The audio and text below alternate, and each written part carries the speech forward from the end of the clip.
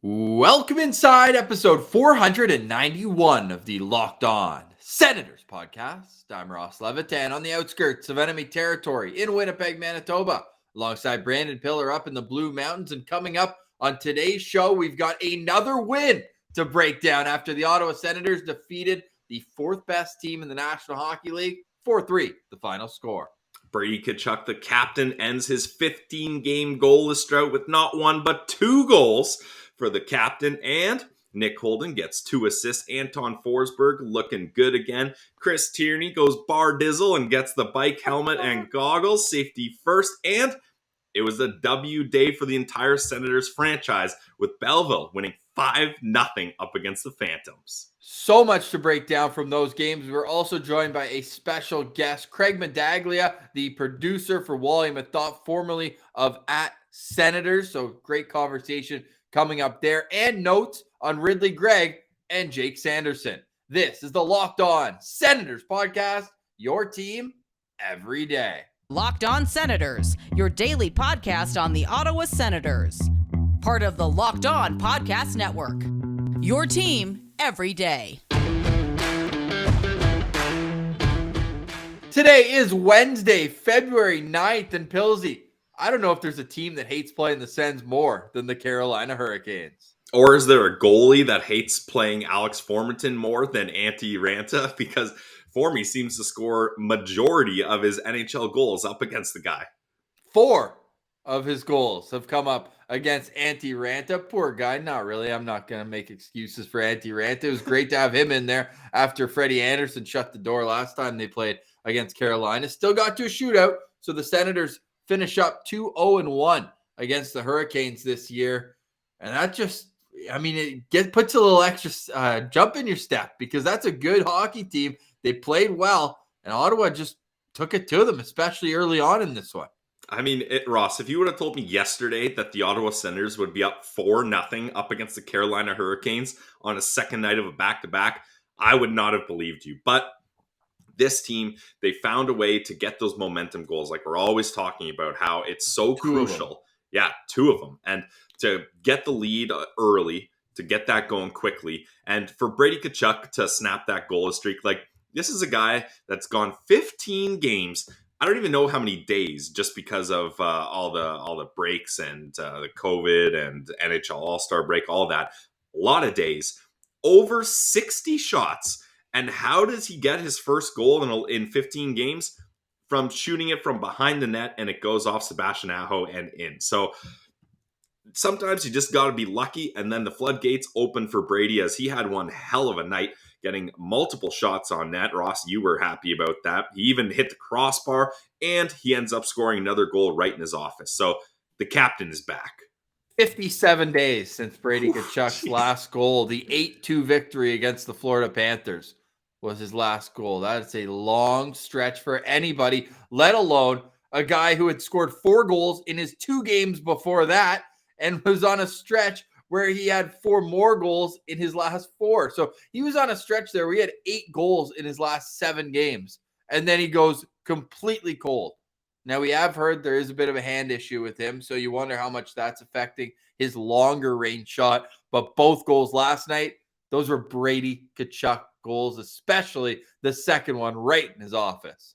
Yeah, absolutely. And that's just him winning that battle and being like, hey, I've done this hundreds, thousands of times, winning this battle in front of the net. So I'm not going to let you beat me here. And he makes Antti Raanta pay with a quick shot and his second goal of the game. Both of Brady's goals were assisted by Tim Stützle and Nick Holden, and both were momentum goals. The first coming 1 minute and 11 seconds into the first period. The second coming 40 seconds into the second period. And in between, Alex Formenton just doing his thing. Was that not a carbon copy of the play that Connor Brown made to Nick Paul in the game on Monday?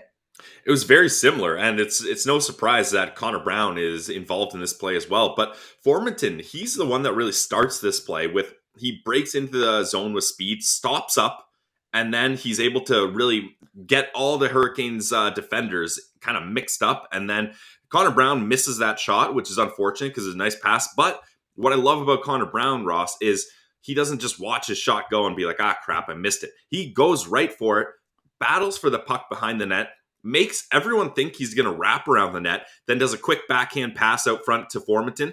Brett Pesce is all over Formenton, but he's not expecting that pass. Form he is, and he one-times it in.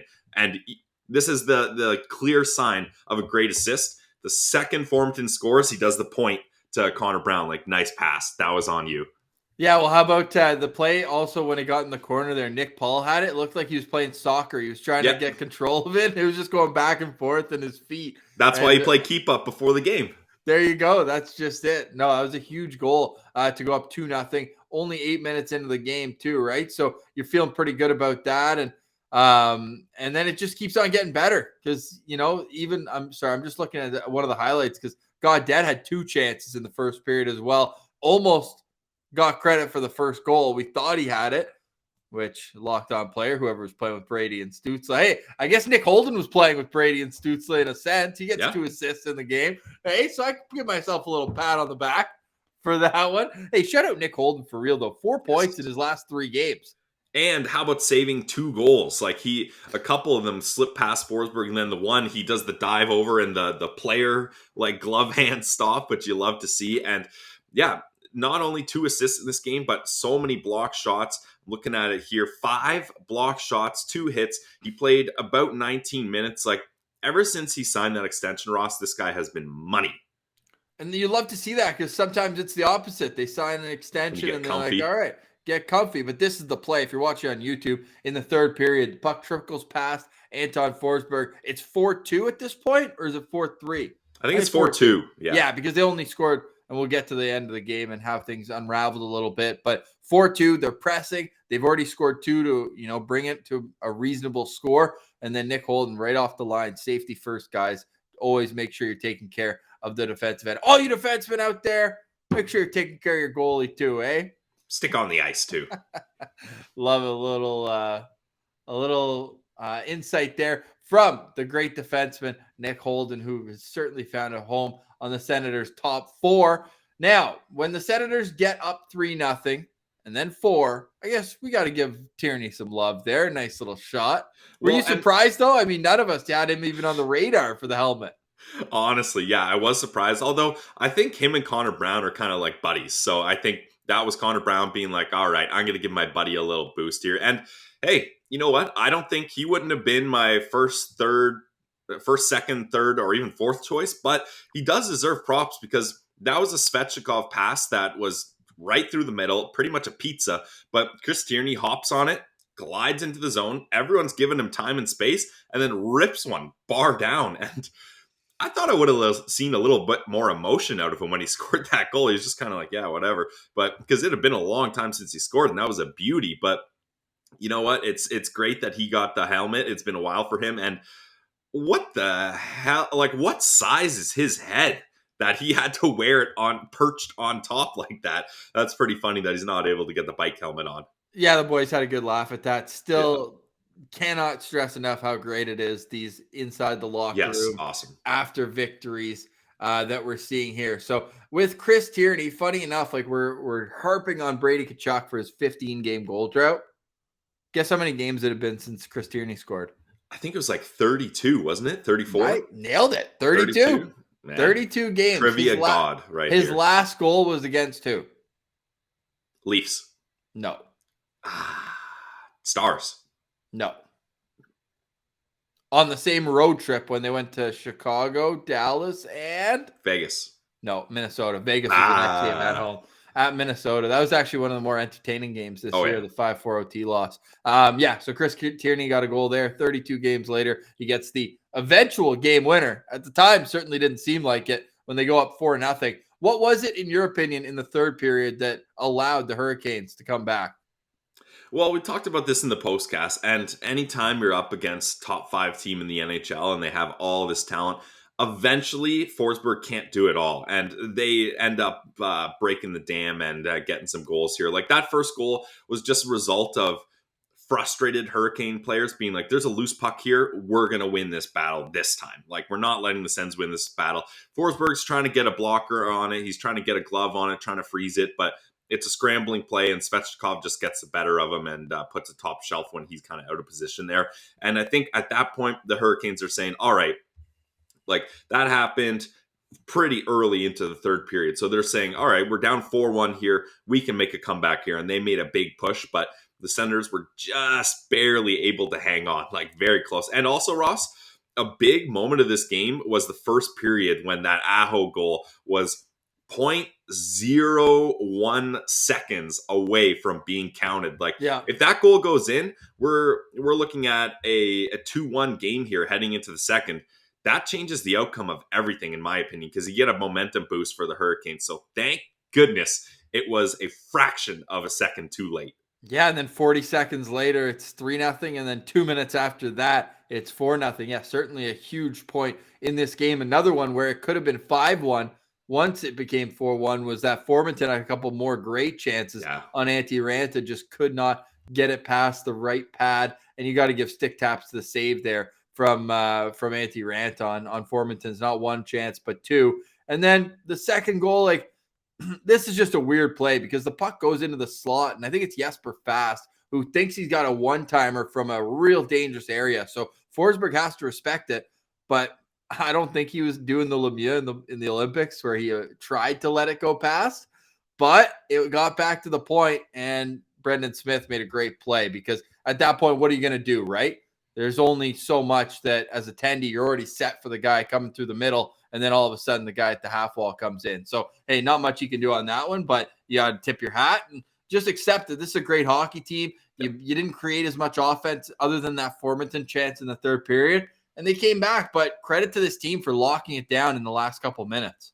Yeah, that's the thing. Like, there was a lot of pressure. The Hurricanes, I think they initially pulled their goalie with like 2 minutes and 12 seconds left. So, and then they had their goalie pulled the rest of the game. So there was a lot of pressure being put on them. They had ozone time. Tim Stützle, DJ Smith trusted him to be out there for that final minute, kind of a new challenge that he had to face. And I thought he did all right, although he did ice the puck that one time, but that'll happen. But yeah, the Senators, if there was like an extra, Ross, like 15 or 30 seconds, I think this one might have slipped away from them. The pressure might have been too much. But again, saved by the bell. They're lucky that this period and this game ended when it did.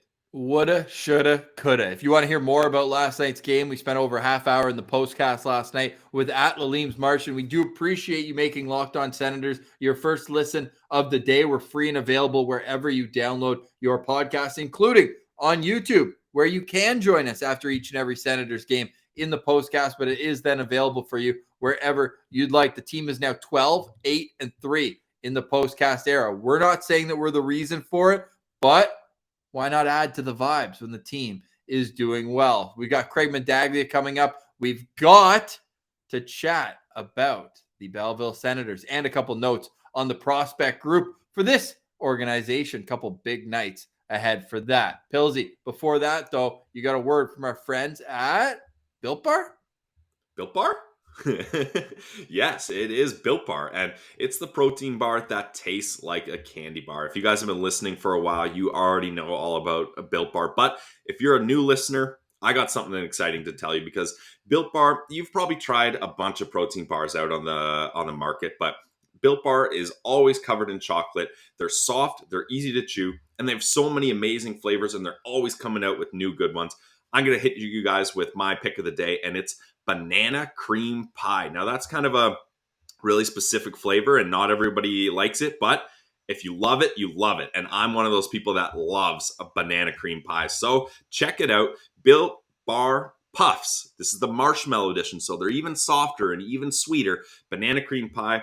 It's got only 140 calories, 17 grams of protein packed in there. And guys, to make the deal a little bit sweeter, since you're a loyal listener of the Locked On Senators podcast, head to Built.com today and use our promo code LOCKED15, and you're going to get yourself 15% off your next order. Ooh, that's nice. One more time for the people in the back, head to Built.com, use promo code LOCKED15 for 15% off your next order. It's Built Bar, the protein bar that tastes like a candy bar. All right, here he is, producer for the Wally and Methot show. It's Craig Medaglia. All right, we now welcome a very special guest. He's the producer for the Wally and Methot show, the award-winning Wally and Methot show. You might recognize him from @Senators before. It's Craig Medaglia. Welcome to the show, man. How you doing? Good, man. How you guys doing? We're fantastic. I feel like this is a long time coming.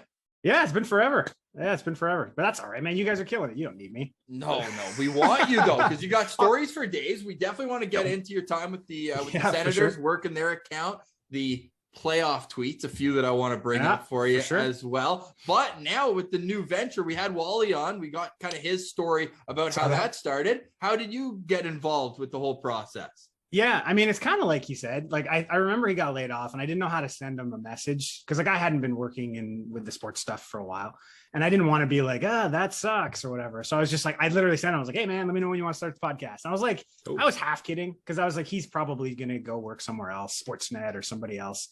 And then I don't know if it took him a couple of days, but he's like, hey, did you mean that? And I was like, yeah, we could talk about it. So we chatted about it and kind of just snowballed from there.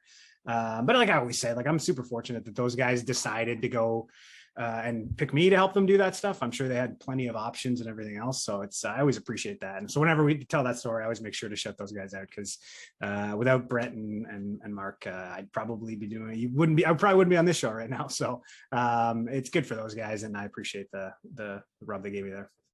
Yeah, I mean, if they were looking for a guy to produce Sens content, I think you might have been the first name they looked to. So I think you're cutting yourself a little bit short there because we all loved your content when you were working with the Sens, that's for sure. But I think for people that maybe don't know the behind the scenes struggle, and off air, we were chatting about some struggles being a podcaster in today's day and age. Maybe just enlighten us on what a daily day looks like for a producer for the Wally and Methot podcast. Like what kind of stuff are you doing behind the scenes? We know you're on the show often, but what are you doing behind the scenes? Yeah, I would say like 95% of the work I do is behind the scenes. Like I pop on every now and then, and but like half the time I don't know what they need. I just come on and bullshit around with the guys for a little bit. But most of it, it's like you guys know the amount of editing that goes into these things and the production, and then the more work you put into it, the more you'll kind of see it. Like so, we're building more graphics, we're building more motion graphics. So it's a lot of those things. So a lot of times I just I put the show together. It's very it's organized, but it's not. Do you know what I mean? Like I know who's going to be on the show, and I kind of have a rough idea of what we're going to do, but until we do it, I don't know if it's going to stay on the rails or not. So it's usually very versatile. You have to be very versatile and you have to adapt.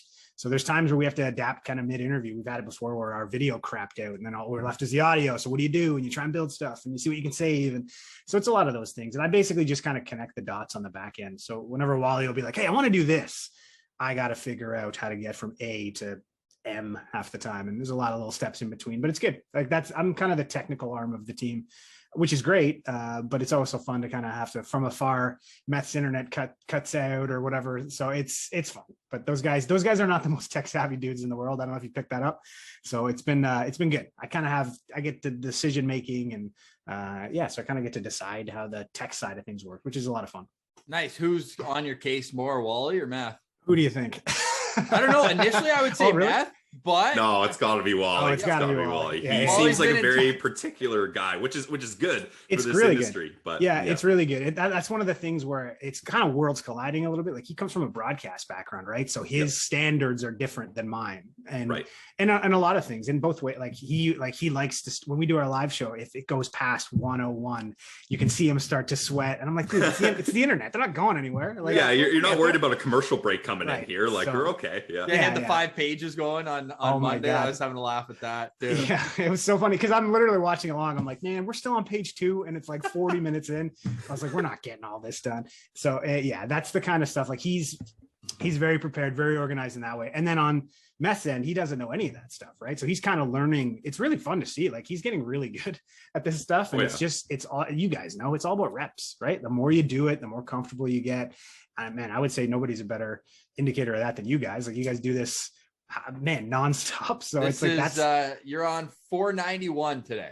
Oh my God, man. Yeah, and that's just of ones we've recorded with Locked On. We did 60 episodes 60. Before that. So it's hilarious. Those are like the lost tapes, and those were the 2017 playoff run. We were still in school when we started the show. That's crazy. First ever episode was breaking down the Victor Stahlberg acquisition. That's funny. So it has been a little bit of time and a few turnovers, not only in the organization but on the ice and all that stuff. But Hey, before we pull back the curtain on 2017 and the tweets I said I wanted to bring up with you, with the show, and maybe this is a bit of a generic question, but it'll also help point people who are listening this to your favorite interviews that you've done with Wally Methot. Of course, our boy we've had on, Andre Waugh, he had me in stitches. Chris Neal, like, how can you not? Like, it's all the tough guys in the goalie. Yeah, fine. I see your attendee as well. I got the helm in the background. Yeah, so it's of course overdue for you to join the goalie friendly show. But I feel like fighters, goalies, of course, they've got a leg up.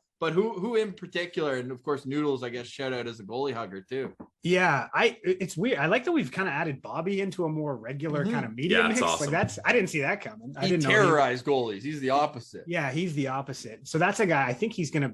I don't know if it's once a month or whatever. He's just gonna pop on, and it's gonna be less of like interviewing Bobby. I just want to hear what he thinks about things, right? It's the same with Meth, right? Like we don't really need to interview those guys. It's like, hey, what do you think about this? I mean, you guys were in our live chat the other day asking Meth about the hit on the Cleven hit. Yeah. And it's like, that's what I want. Yeah, that's what I want to know. Like these guys are guys who played the game. Like it doesn't need to be about them all the time. Like, tell me what you think. Tell me what you see. So those are the kind of things that I'm starting to dig a little more. So I'd throw Bobby up near the top there. I liked our Dylan DeMello one because it was half about the stuff that him and I did together. And I don't get to catch up with those guys that much anymore, which I kind of miss. So for me, it's like some of those guys I got to work with for so much. Even Alex Formanton, we had him on. Like that's a guy I was at his draft. Like I was at his first development camp. Like I've seen that guy grow up. And to see where he is today, like it's awesome. That's probably the most rewarding part about it is like you see the investment that the team puts into these guys and you get to watch them grow and work out sometimes. But it's fun to watch and track and whatever. And you get to meet these guys and know them as people and whatever else. And so you kind of root for them. And that's the tough part about watching games now is there's probably half the team I don't even know. So, right.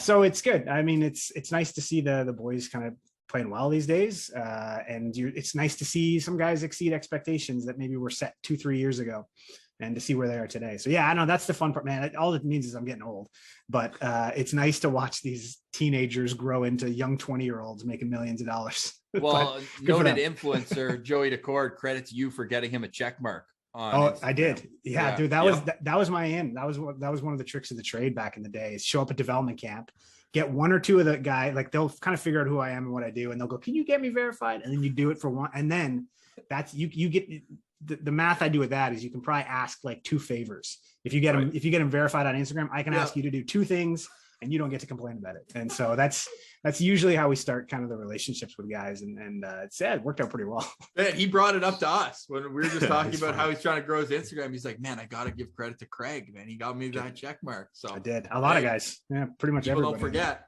Yeah, that's huge. And I mean, hey, Joey needed that check mark because otherwise not everyone's going to get to see the highlight videos he makes of himself that he posts out. And now he plays for the Checkers. It comes full circle. There you go. Nice. Now I want to get into more when you were doing social media for the team because for sure. Like Ross and I said, we kind of got into the game being broadcasters back in 2017 when you were still working with the team. And I know maybe you didn't have a lot to do with this, but we miss the drop. The drop was like, Ross, remember every single game we would all be scrolling Twitter, refreshing, and then when the drop came, we texted all our buddies like, get the drops here, like let's all watch it. And there's one in particular that I always remember, and it's when Bobby Ryan came back.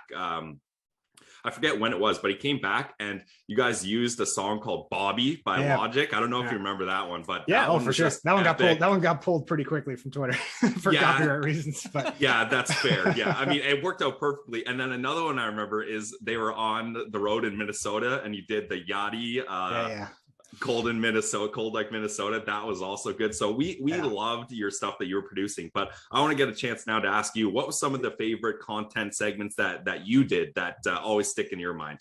Yeah, I love the drop too. That one was a lot of fun. Good. The rough part about that one, and thank God we did it the year we did it. I think we ended up doing just over 100 because we did playoffs too. The playoff ones were unbelievable.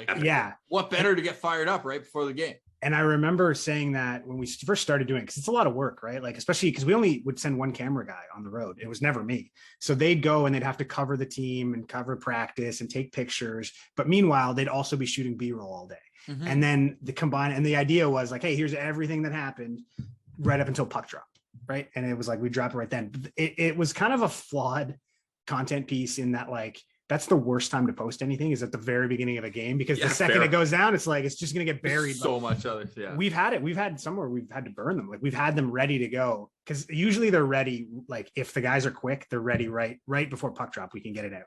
But there's been times where it's been a little late. It's like the game started and we're like, okay, we'll wait. And then they'll go down 2-0. And you're like, oh God. Yeah, and you're not going to drop an epic video. Yeah. It's these guys looking all cool and shit. Meanwhile, they're losing 2-0 already. It's like, oh, fuck. So we've had to burn a few because of that. So it was kind of a flawed content thing, but doing it the year we did it, thank God, because for those playoff ones, like that was perfect. Maybe the engagement wasn't like killing it in November for a game against Columbus or whatever. But those like playoff series ones where you get to be in the city longer and you get more, it's just, those were my favorite too. So on my end, like that was an Adam Wood production. Like that was his idea. And then usually that's kind of how it would work, is someone comes with an idea and then everyone figures out kind of their role and how to support. So on my end, it was I cut a lot of the music for it.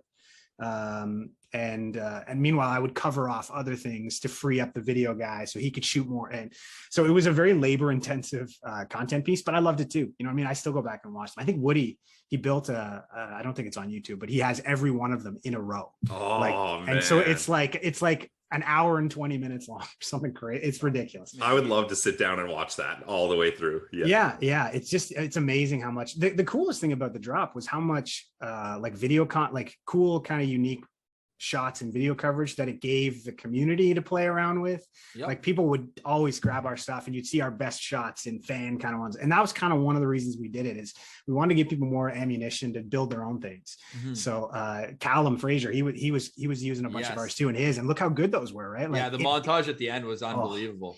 So it was good. It was something where we got something out of it. People really dug it, and some people got to use the stuff. And so it was a lot of fun, but yeah, it was a lot of work. As far as like other content-y things, it's hard to say, man. There's so like I remember a new one every now and then. You're like, oh yeah, you forgot about that or whatever. But like, the road tripping ones, I also loved. Those are hilarious. That one's the best. Again, that was a Adam Wood idea, in that he just said we need something we can make that's stupid in advance, because what was killing us was on off day. Like say the team has an off day in Vegas, right? Like what do we post? Like we don't have anything, right? So you got to kind of either manufacture something, which is a lot of work, or you build something in advance. So we went and we just looked at the schedule and looked at like, okay, what are the 12:30 starts where they're not going to have a morning skate in the morning, but we need something good for the morning? Or what's a West Coast game that starts at 10 at night and we're going to be struggling for stuff all day. So we just kind of dog-eared like 8 or 10 of those. And then we wrote them all. And then we shot 4 or 5 of them before we put any out. And it was one of those where we didn't tell anybody about that. Nobody saw it except for Woody and I until we posted it. Because like, how do you explain that to someone in a way that they're going to be like, yeah, you should definitely do that? Because it was like just nonsense, right? For about a minute. And guys are reading stuff that they don't understand. Like Shabbat was the best, because he trusts us, right? So he's just like trying to read it. He has no idea what's going on, but he trusts that we'll put him in something good, and it worked out. Yeah. But the amount of people, like after we posted that one, that came over and they were like, we need to do one of these for every game. And we're just like, nah, dude, that's not the point. It's like, no, we're not doing that. They wanted us to do Ottawa ones. Like, yeah, we want to sell that to Ottawa tourism. We're going to do one for every home game. I was like, we're not going to do that, man. I was like, what's the joke? Ottawa's stupid. I was like, we live here. Like, we're not going to do that. Save it for Noodles Facts. Exactly. Yeah. See how much better that is? Like Noodles, awesome. He can come from afar and have a little fun. So yeah, anyways, those are the ones that I look back at, and they were a lot of fun to put together, largely because I got to work with Adam Wood. We'd come up with an idea and then we'd just try and out absurd each other and see how ridiculous things could get. And it worked a lot of the time. So I'm sure you're going to bring up some tweets where it didn't work. But I'm holding one right in my hand. I'm sure. And I was going to lead into it asking how much you credit Eric Carlson and Bobby Ryan for keeping your job during the Bruins series. Oh, I love those boys. After the second period. Oh, everyone was mad at me. The Bruins failed to record a shot on goal in the second period. Can someone in the advanced stat community tell us if that is good? Now, I mean, that's playing into the team's MO right at the same, because they're all heart boots on the ground, and they were back then just as much. How nice was it to press send on that tweet before knowing what happened in the third period? Something that I would do, and this is where like a lot of times I would hear somebody, because I would sit up in the press box for home games, and that was a home game, and I remember you'd hear people talking or whatever, and I would always do this thing to Chris Skinner. He was our video guy before Adam Wood. He would say something to me and I would verbatim just tweet it and I would wait for him to see it. Right. And so there's times when he would say something and I'd tweet it and he'd go, oh man, or whatever. So I forget who it was, but somebody was like, oh man, the advanced stats community, what are they thinking of this? And I was like, that's fun. I forget who it was. And it was an intern or a media runner or something. So I kind of put it in. I was like, and then I remember someone saying, he's like, hey, what if they don't win? And I was like, oh yeah. I was like, there's a whole other 20 minutes. So I just sat there and like, it was brutal. And everybody was mad at me after. No one wanted to talk to me. And it was a battle. But here's the thing, you know how you can find that tweet? It's because for 3 years, I didn't delete it. I had 3 years to delete it. And I was like, you know what? I'm going to. You got to stand strong. Yeah. I'm going to eat this sandwich for as long as they make me, right? I'll come on here and I'll talk about it or whatever. And it's, you shoot your shot and sometimes it doesn't go in and sometimes it clanks off the crossbar and hits you in the face. And that was one of those, but that's the thing is I in my head, I remember thinking like, I'm just betting on the boys here. Like they're going to fucking win this. So I remember sending it. And yeah, there were some people that thought maybe I did that for a little personal clout. And I was like, yeah, I probably wouldn't set myself up to get dunked on again, but yes, it was looking back, probably not my best tweet, but hey, we won that series in 6. It was memorable. Yeah. And I'm reading a full article where I found it on NBCsports.com. Yeah. As they said, this is their lead. The Bruins did not register a shot on goal in the second period of game 1. That's hyperlinked. Way to try to expend the brand against the Senders. LOL, suck much? Bet they lost. A clip of your tweet. And then about a 500-word essay about how much you're brutal at your job because the Bruins won that game. They only won one other game that series. It took them double overtime to win it. So maybe they should focus more on what's going on in their own backyard. But another one, and did you leave the P one up? Because that one just stuck with you forever too. I remember that. Yeah, that one. I'm assuming you're trying to say Pajot. Yeah, because I would always just write the same dumb shit. Pajot scores or some shit like that. Yeah. And I remember I went to hit send and it kind of looked a little funny. And I was like, oh, that's weird. I don't know how, but it had highlighted everything except the P. And when I hit send, that's all it deleted it. And what's so funny is like when I don't know, man, I'm doing like when they score, I got to do like 50 things. I got to find the clip. I got to see who assisted it. I got to make sure that it was him who scored and all these other things. So I send it and I start doing other stuff. And then I go back and look. I'm like, oh, God damn it. And I would say that tweet kind of encapsulates the way that I would do my job is like, if you mess up, it's just like lean into it. You know, have fun with it. Right. And thank God he scored a hat trick that night. That probably didn't help. But it was fun, right? Like if you can lean into your mistakes and kind of take ownership of them, it kind of diffuses it before it goes too awry.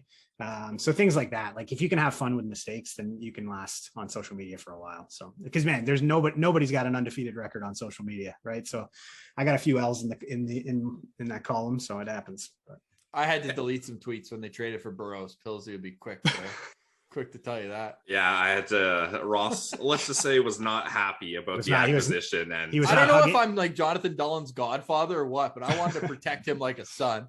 Yeah. No hugs on the Locked On. No high fives. Yeah, no hugs, no high fives. That's how about sure. Wait, we got the Guy Boucher quote after his 2-goal debut was unbelievable. Yeah. Wonder what people think of the trade now, huh? Guy was great. Guy was funny because he was a good guy. Like he was just very like analytical. Like it was, I never saw him not like constantly look like he was thinking and assessing. He's like dialed in all the time. Yeah. Always.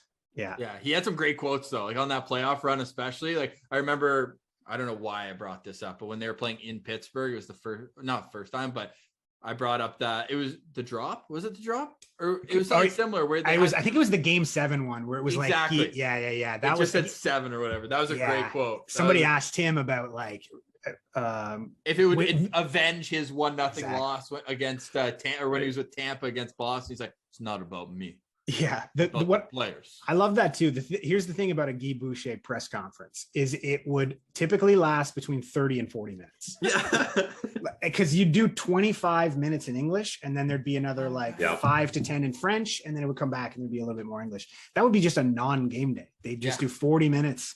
You'd ask him something and he'd just expand. Like he loved talking about hockey. I don't know if you noticed that. Those press conferences, like sometimes I couldn't stay. Like I'd have to go do other things. And like he would just keep talking.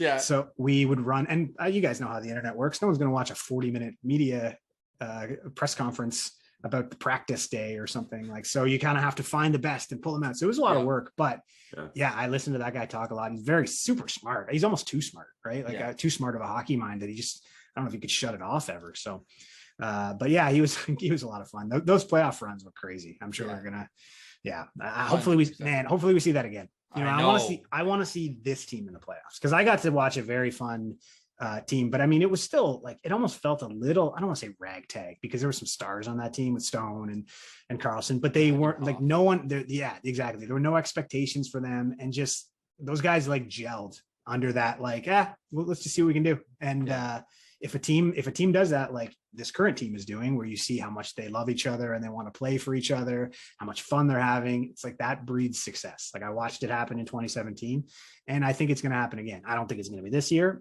but who knows? Maybe I've seen some crazier playoff runs through February into the playoffs.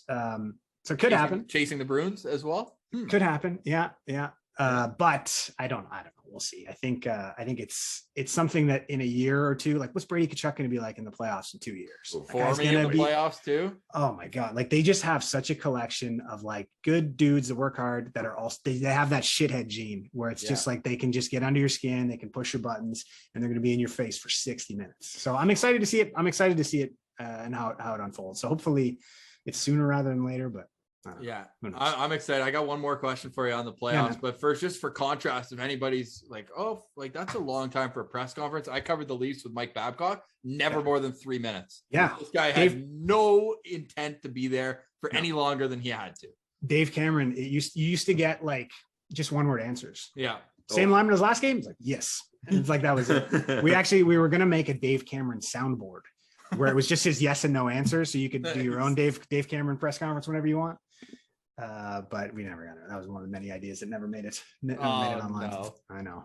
So which series was the most fun for you? Was it Boston or the Rangers in 2017? Because I'm sure you said you didn't travel at all during that. So no, it makes it interesting. Like how do you cover it from home when they're on the road? Yeah, well, that's I think that's still the system they use now, where they send a video guy and then content guy stays back. I did the playoff series, like every other playoff series I've gone to. 2015, the Montreal one, we did those. But it was just, I don't know, I think it was a money thing, like always. And I don't know if they expected to keep going as far as they were. So they were just like, it's weird because it all blends together. I'd say probably the Rangers series, just because like, man, who doesn't love Chris Neil? Like that was fun. The game, like I can't believe that people were calling the Ottawa Senators boring during that playoff series. Like if you go back, there's like 8 memorable, like super memorable games. And a lot of them came from that Rangers series, right? The Turris overtime goal, the Pajot 4-goal game, like Chris Neil thumping Tanner Glass. Like it Carlson was snooker shot from the corner below the goal line. Yeah. That was kind of the Carlson corner there. So I would say maybe the Rangers one, largely because it was like outside of a few games early, like as soon as Neil played, it wasn't in doubt anymore. Like they just stomped them the rest of the way. So that was a lot of fun. Anytime and I know those guys are content guys too, the video guys that would travel, like who doesn't want to work in MSG, right? Like get to stay in New York for a couple of days. And I'd say probably the Rangers one, largely because it was super dominant for the most part. Yeah. Well, except for MSG, you got to stay home for the 2 games that weren't. That's true. Yeah. I remember, and this is funny because we had Nick Holden on recently. I remember thinking, because I didn't know a ton about Nick Holden before he got here. I remember thinking like, oh, that guy's, he's got a bit of offense to his game. And then we looked, he scored 9 goals against the Sens or something in his career. Most of any team. It's like, oh, maybe that's just what I saw. He just scored on the Sens. Exactly. Well, we looked it up. He had 2 seasons where he had double-digit goals. Yeah. That's pretty good for an undrafted defenseman too. Yeah. So I remember thinking like, oh, this guy's a little offense to his game. Now you watch him now and it's 4 points his last 3 games though. No, not so bad. Take it away for him. I know. It's almost like he's getting the Wally Methot bump. There you go. Yep. Nice. You guys got that too with yours. But anyways, 100%. It's been nice to kind of see that he can play defense now, right? You put him with Zub and you legit have a pairing that can actually shut down somebody. So anyway, that's been kind of nice to see. Nice. My final question for you, and I'm sure Felzy has one too. A little trick of the trade. Sure. We both have one. And it's on kind of the season towards the end, but also going to next season. I think the most fascinating area is on defense. Where do you slot in Jake Sanderson? Where do you hope to see him? Like you've seen these guys develop from kids. Like I know there's exceptions to the rule, but would it be too much to ask for him to step in and play 18 minutes a night? No, not at the end of this year. I don't think so. I think I think he does need kind of a veteran guy just for the first 10 games or so, whether it's you want to put him with Zub. I think that's the best. Anyone that gets with Zub, you're going to see, all right, can they play or can't they? Because Zub complements every single partner he has, it seems, right? Yeah. I mean, it's a numbers game, right? Like you look at the defensemen they have signed and the defensemen they have coming up, and you're like, there's not enough room for everybody. Now you can assume that there's going to be some injuries and things like that. I think Sanderson probably starts on the third pair with a Zub or a Holden or a whoever. But like where that guy's going to make his bones this year will be on the power play, right? Like Shabbat is amazing at running the power play, but imagine if he doesn't have to run it for 2 minutes every time. And now that's the hope with Brandstrom too, and whatever else. But you see guys like Thompson coming. I think Thompson and JBD are going to be the guys that are going to be next to Shabbat and Sanderson, right? Yeah. And then you'll have a shutdown pair of Zub and whoever, right? It'll be Holden for at least next year. Hope maybe it's a Clevin down the line. Maybe it's a Max Gwinnett. Like he's a good player. Like there's a lot of guys that have kind of the possibility to crack in there. But as far as Sanderson goes this year, I've seen what he's done in the NCAA, as have you guys, and he's amazing. Like I think that his game is going to translate really well. It's just like everybody else, he needs that time to adapt. And would it hurt him to go play in Belleville? Probably not. But he might just be too good. That happened to Shane Pinto this year too. Like I think Shane Pinto probably should have started the year in Belleville, not because he isn't awesome. It's just like give that guy an opportunity to go to Belleville and dominate. Like learn how to dominate. Don't learn how to like survive. And so I don't think that's the case with him. He's too good. And I think Sanderson probably as well. But go down there and learn how to dominate. Learn how to be the man at the AHL level before you have to come up in the NHL level. Now, something that Meth always reminds me is that the AHL and the NHL are drastically different leagues. And just because you can excel in one doesn't mean you'll excel in the other. And that goes both ways. So if Sanderson doesn't go down to Belleville or whatever, then that's okay too. Like he might not need it, but I think he does need some time to adapt, and a good solid partner will do that. I don't see him being a good partner for a Shabbat. You know what I mean? Like they both need the puck on their stick. So if they're on the ice together, it doesn't make sense. And what do you do with Eric Brandstrom, right? So, I mean, you look at all these pieces, and I'm like you guys, like, I don't want to trade any of them because I want to see them all pan out, which is kind of what's happening with a lot of the forwards, right? Like Formanton, Batherson, like these are all guys that you were hoping would work out, and now they're the top six. Like, it's awesome. So you kind of hope that happens on defense, but given that what's a defenseman's prime these days? 26, 28? Probably something like that. Yeah. Or somewhere, if you're Cale Makar right away. Yeah. There's the odd exception, right? But everybody else it takes them to like, that's why I think you're starting to see Brandstrom start to turn the corner now. Yep. So you can't hang on to these guys forever. So they're I think you have to move. Eventually you got to move the guys you're least excited about, or go out and get the biggest thing you're missing. You know what I mean? So I don't know. I just don't think I know what that is yet. Like what's the one thing Ottawa could add right now that they need? I mean, there's 5. So you want to see who develops into those things first before you start adding. So I don't know. It's an interesting, the D is the most interesting thing to watch, because you kind of know what you have in your vets, and you don't really know what's going to happen with all these young guys yet because they're too young. But I think JBD's he's probably my favorite defenseman back there. That guy is so versatile, awesome. So calm. He can he can play a 200-foot game. Like he's that guy. And I think Thompson too. I haven't seen as much as him personally because he was drafted the year after, but I've seen him enough to know that guy's got a huge shot, and he can move the puck, and he can play defense. So there's a spot for that guy in the NHL, right? I just don't know who's going to be next to yet. Yeah, there's so much excitement when it comes to the D-core and the up-and-coming prospects. Now, Craig, thanks for joining us. This has been an absolute blast, especially going back in the past with the good old days. That's always great. Last question for me, and this is kind of a beginning of the interview question, but we kind of forgot about it, so I'm going to toss it in here. For all the content creators out there these days, and for the Sens, there's a lot more than there used to be, especially when you started. What's some advice or something you can kind of a lesson you can give to young content creators about how to be successful in this and what they should be trying to do these days? Yeah, I think, and so and that's one of the things I always try and do is my DMs are open on Twitter. Like if you ever want to talk about content stuff, or you're thinking about getting into it, or you're making stuff and you want to show people, like hit me up. Like I don't mind doing that stuff. So what I normally tell people is like, just put as many tools in your toolbox as possible. Right. So if you're really good at Photoshop, learn some video editing, or learn some photography, or like, what else can you do? And then let your style develop. Like that's something I've been talking about with my friend, my dear friend Gatno Greg, is like the way he makes his stuff is the exact opposite of how I would do it. And he keeps saying, he's like, I should try and do it like this. I'm like, dude, just do what you're doing and keep doing it till you get so good at it, no one knows. And then it's kind of developed into his own unique kind of style and look. And it's hard to manufacture that. Like you have to develop that. So it takes, just like we talked about kind of before, it takes reps. Yep. So constantly keep working and see what you can pair your passion with. So if you're passionate about the Ottawa Senators and you're good at writing, start a blog.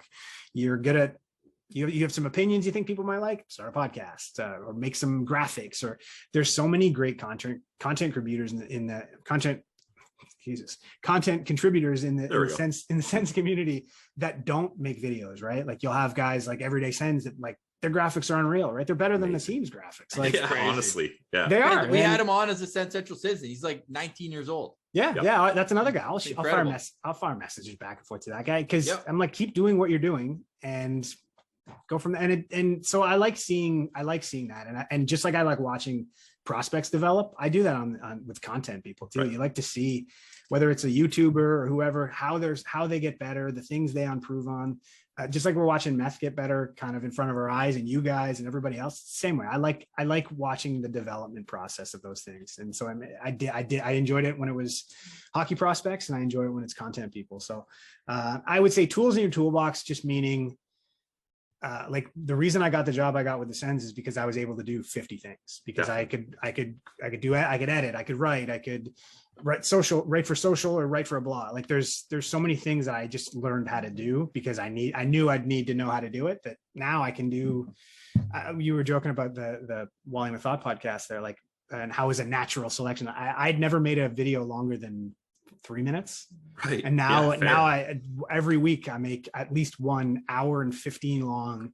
Like I'd never done that before. So that's something that I knew I could do. I just had to figure out how to do it. And it just took time. So now that you've got that, it's like, okay, what else can we add? And now it's great. Add some motion graphics, add some player cutouts and stats, and try and find and fill it that way. I'm watching you guys do it too, right? Like you guys are live. You guys have a live show now. So it's very cool to see kind of the development process for content people. And yeah, just to see the growth is awesome. And so much of it is, if you have a computer, I mean, I know Greg, he does it on his phone. Like it's insane. What? Yeah, he does. It's insane. I remember he told me about that once. I was like, that's not true. But yeah, we would do it totally differently. It would probably take us both a really long time to make his stuff, and I could probably emulate it, but I could never recreate it. Like the way he does it is so unique that it creates a unique style that's his. And you don't need to watermark it. People just know that's a Gatno Greg, right? And that's kind of what we had to, whether it was Adam Wood or myself, or we had a bunch of video people that would kind of contribute for us. And you could kind of tell the difference between who was what and where they were in their progression. So I don't know, that's probably a long-winded answer for what you were looking for, but I would say the more skills you have, the more attractive you are to people that may want to eventually hire you for your services. So no, that's awesome, man. That's a great answer. And you're saying you're watching people develop. We've watched you develop into a star. You're top of your game right now at Wally Methot. You can find it Monday and Thursday wherever you download your podcast. Craig, really appreciate you coming on. I feel like we only scratched the first surface as well, so we got to get you back here down the road, but really appreciate your time for sure. Absolutely. Thanks, boys. Stick taps to Craig for joining us. Great chat with him. Now let's tell you about our friends at BetOnline. There might be less football being played, but BetOnline.net has way more odds and info for this Super Bowl season. From scores, totals, player performance, props, to all you need to bet on. Like, what about where the next coach who got fired? Where's he going to land? BetOnline is the #1 spot for all things NFL betting in 2022. And it's not just football. BetOnline.net's basketball, hockey, boxing, UFC odds are the best in the business. From sports right down to your favorite Vegas casino games, BetOnline is your #1 wagering destination. Certainly did me well. Plus 320 last night. Sens in regulation. How are you? BetOnline, the fastest and easiest way to wager on all your favorite teams and play your favorite sports. BetOnline, where the game starts. All right, Pilsy. So the Ottawa Senators got a 4-3 win over the Carolina Hurricanes. The vibes are improving there, as they are in the AHL, where the Belleville Senators get a 5-0 victory over the Lehigh Valley Phantoms. You called it. You said, Lehigh Valley, what are they? They're nothing. They don't even have any tough opponents on that team. What'd you see from that matchup? And obviously what caught my eye, another 3-point night for Michael Del Zotto.